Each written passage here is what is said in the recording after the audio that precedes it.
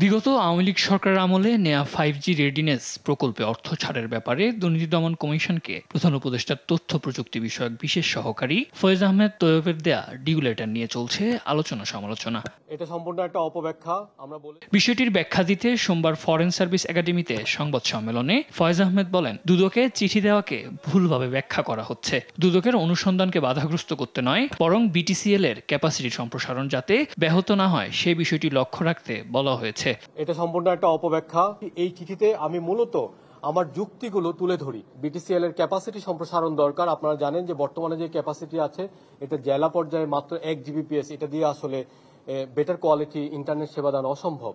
এখন এই মুহূর্তে বিটিসিএল যদি এই নেটওয়ার্কটা আপগ্রেড না করে তাহলে খুব দ্রুতই সে মার্কেট আউট হয়ে যেতে পারে। এদিকে দুদকের সংবাদ সম্মেলনে সংস্থাটির জনসংযোগ কর্মকর্তা আক্তারুল ইসলাম বলেন, প্রধান উপদেষ্টার বিশেষ সহকারীর চিঠি দুদকের কার্যক্রমকে বাধাগ্রস্ত করবে না। এই চিঠির প্রেক্ষিতে দুদকের বক্তব্য হলো যে এই চিঠির প্রেক্ষিতে দুদক কোনো প্রকার চাপ অনুভব করছে না এবং এই বিষয়ে যে দুদকে যে অনুসন্ধান কার্যক্রম চলছিল সেটা স্বাভাবিক গতিতেই চলমান থাকবে। সর্বনিম্ন দরদাতাকে কার্যাদেশ দেওয়া হলেও এই প্রক্রিয়ার মাঝে কোনো অনিয়ম আছে কিনা তা অনুসন্ধান করবে দুদক।